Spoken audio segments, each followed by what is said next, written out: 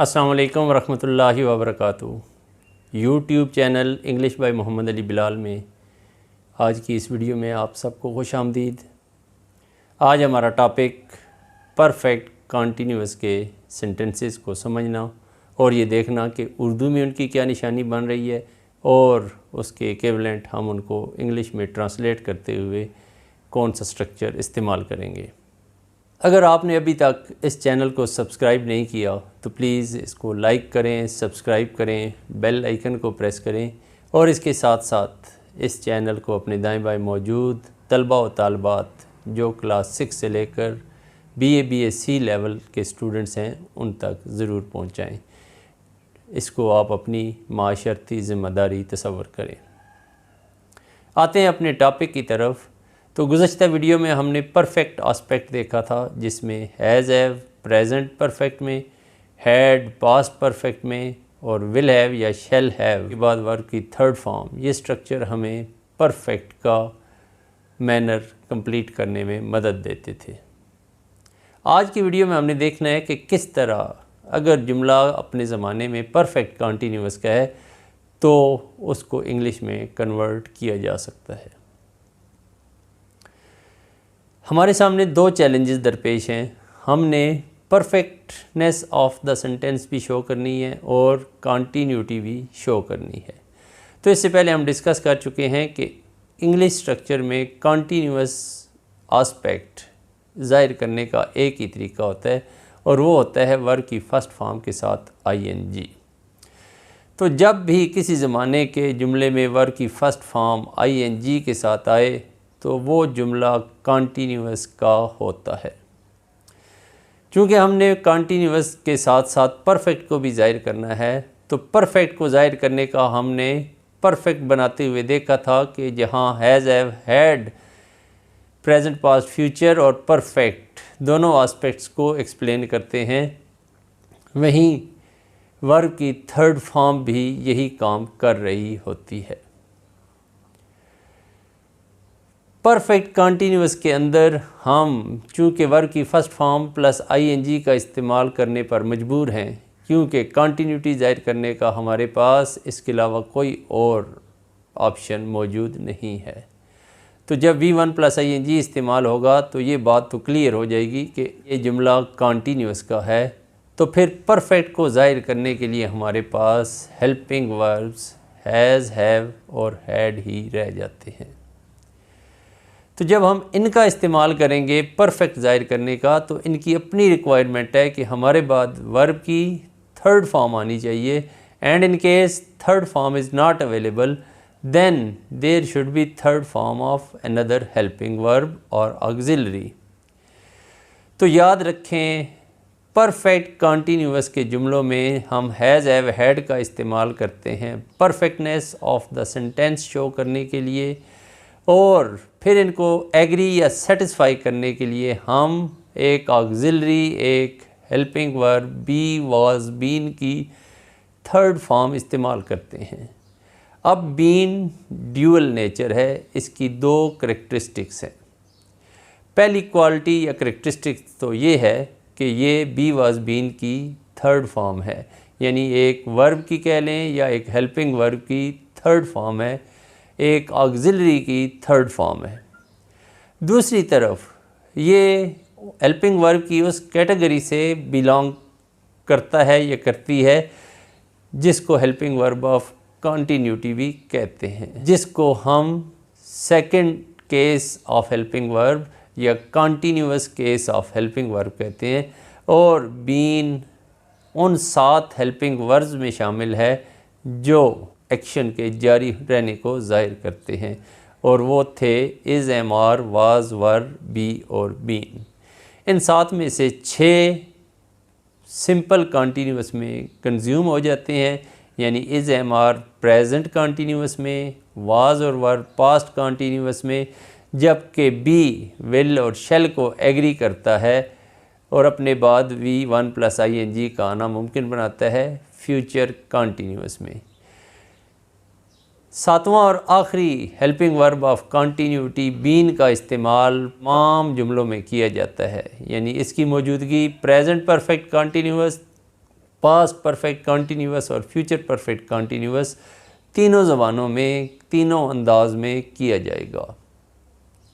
उम्मीद करता हूँ ये बात आपको क्लियर हो चुकी होगी, एग्ज़ाम्पल्स में मज़ीद क्लियर हो जाएगी। प्रेजेंट परफेक्ट कॉन्टीन्यूअस का स्ट्रक्चर इस रूह से कुछ इस तरह बनेगा कि सब्जेक्ट के बाद सब्जेक्ट के मुताबिक हैज़ या हैव का इस्तेमाल होगा और इसकी रिक्वायरमेंट वर्ब की या हेल्पिंग वर्ब या ऑक्सिलरी की थर्ड फॉर्म, तो हमारे पास वर्ब की थर्ड फॉर्म तो मौजूद नहीं है, तो हम एक हेल्पिंग वर्ब या ऑक्सिलरी बी वाज बीन की थर्ड फॉर्म बीन लगाएंगे। बीन बजाते खुद हेल्पिंग वर्ब ऑफ कॉन्टीन्यूटी भी है, तो जब इसके बाद आप वर्ब की कोई हालत इस्तेमाल करेंगे तो वो यकीनन वर्ब की फ़र्स्ट फॉर्म होगी और उसके साथ आईएनजी मौजूद होगा। So we get the structure of present perfect continuous as subject plus has और have according to the subject plus been plus V1 plus ing, and if object is present that will be there in the last। Past perfect continuous की बात करें तो कुछ मिला जुला मामला ही होता है, सिवाय इसके कि पास्ट परफेक्ट को ज़ाहिर करने के लिए हम हैज़ हैव की जगह हैड का इस्तेमाल करते हैं। तो पास्ट परफेक्ट का स्ट्रक्चर हमारे सामने क्या बनेगा, वो होगा सब्जेक्ट के बाद, और यहाँ पे चूँकि एक ही स्ट्रक्चर है तो हमें इस चीज़ के लिए परेशान होने की ज़रूरत नहीं है कि सब्जेक्ट कौन सा है। पास्ट परफेक्ट कॉन्टीन्यूअस के स्ट्रक्चर में हमें सब्जेक्ट देखने की ज़रूरत नहीं होती, बल्कि हम जो भी सब्जेक्ट हो उसके बाद हैड, और हैड की टेंडेंसी कि उनके बाद वर्ब की थर्ड फॉर्म आनी चाहिए, जो हमारे पास मौजूद नहीं है, तो हम बी वाज बीन की थर्ड फॉर्म बीन लगाएंगे, जिसकी अपनी टेंडेंसी है कि उसके बाद वर्ब की फ़र्स्ट फॉर्म आईएनजी के साथ आती है। तो पास्ट परफेक्ट कॉन्टीन्यूअस का स्ट्रक्चर कुछ यूँ बनेगा कि सब्जेक्ट के बाद हैड, हैड के बाद बीन, फिर वर्ब की फ़र्स्ट फॉर्म प्लस आईएनजी, और अगर ऑब्जेक्ट हुआ तो वो जुमले के आखिर में आएगा। फ्यूचर परफेक्ट कॉन्टीन्यूअस को लेते हैं, तो फ्यूचर का कोई भी जुमला सब्जेक्ट के बाद विल और शैल लेता है। परफेक्टनेस को ज़ाहिर करने के लिए हम विल शैल के बाद हैज़ हैव हैड में से सिर्फ़ और सिर्फ हैव लगा सकते हैं, जो विल और शैल को as a first form of has have had had agree करता है, और दूसरी तरफ ये हेल्पिंग वर्ब ऑफ परफेक्ट भी है, तो इसके बाद हम बीन लगाएंगे, और बीन की टेंडेंसी है कि वो अपने बाद V1 प्लस ing को एक्सेप्ट करता है। तो फ्यूचर परफेक्ट कॉन्टीन्यूअस का स्ट्रक्चर बना सब्जेक्ट के बाद सब्जेक्ट के अकॉर्डिंग विल और शैल, उसके बाद विल और शैल की रिक्वायरमेंट वर्ब की या ऑक्सिलरी की फ़र्स्ट फॉर्म हैव, जो अपने बाद हमेशा वर्ब की थर्ड फॉर्म एक्सेप्ट करता है, तो हम बी वाज बीन की थर्ड फॉर्म बीन लगाते हैं। अब बीन की ड्यूअल नेचर ये है कि वो हेल्पिंग वर्ब ऑफ कॉन्टीन्यूटी भी है, तो इसके बाद वर्ब की फ़र्स्ट फॉर्म प्लस आईएनजी का आना मुमकिन होता है, और एंड में ऑब्जेक्ट लगाकर हम फ्यूचर परफेक्ट कॉन्टीन्यूअस का जुमला बना लेते हैं।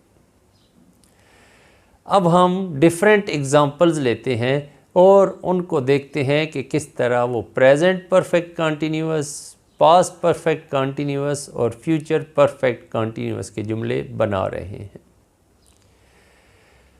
उर्दू में भी हम देख लेते हैं कि उर्दू में इन जुमलों की पहचान क्या है। तो याद रखें, सिंपल कॉन्टीन्यूअस का जुमला रहा, रही, रहे पर ख़त्म हो रहा होता है या मैनर की निशानी दे रहा होता है।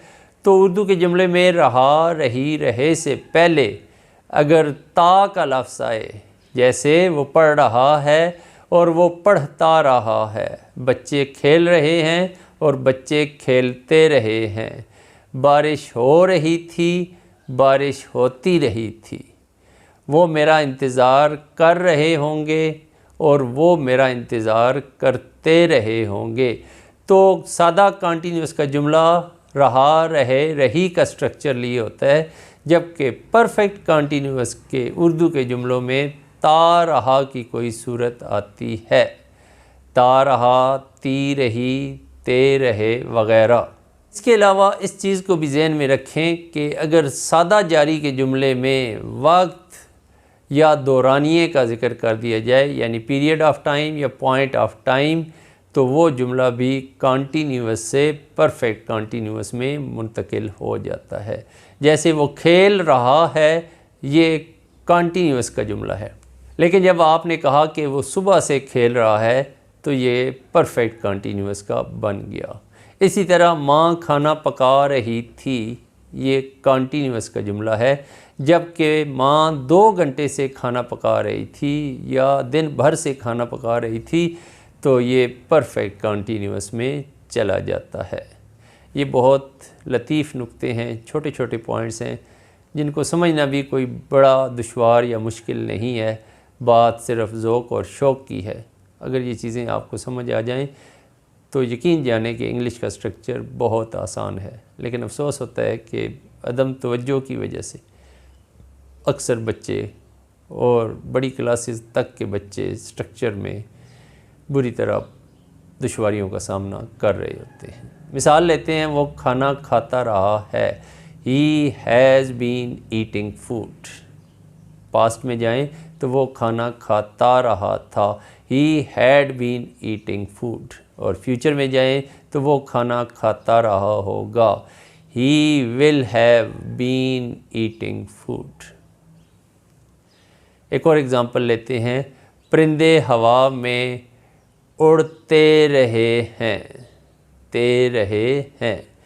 Birds have been flying in the air. Past perfect continuous में जाएं तो birds had been flying in the air, और फ्यूचर परफेक्ट कंटिन्यूअस में birds will have been flying in the air.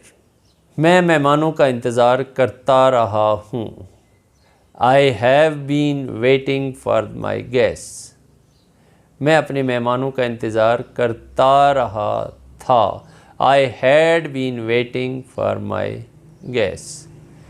और मैं अपने मेहमानों का इंतज़ार करता रहा हूँगा, I shall have been waiting for my friends. उम्मीद करता हूँ आपको परफेक्ट कंटिन्यूअस का जुमला बनाना, उर्दू में उसकी पहचान समझ आ गई होगी। इस वीडियो को भले से दोबारा देखें, ध्यान तवज्जो दें। इंशाल्लाह ये चैनल आपको 1 साल बाद इंग्लिश ग्रामर और इंग्लिश स्ट्रक्चर के हवाले से तमाम गलतियों को दूर करने का मौका मुहैया कर चुका होगा। अपना और अपने इर्द गिर्द मौजूद लोगों का ख्याल रखिएगा, इस चैनल का भी ख्याल रखिएगा, इसको प्रमोट करें अपने फ्रेंड्स में और क्लास फेलोज़ में, और दाएं बाएं मौजूद तमाम तलबा व तालबात में नेक नियती से बनाया गया ये चैनल इंशाअल्लाह उनको इंग्लिश अच्छे तरीके से समझने, बोलने, लिखने में मददगार साबित होगा। अल्लाह हाफ़िज़।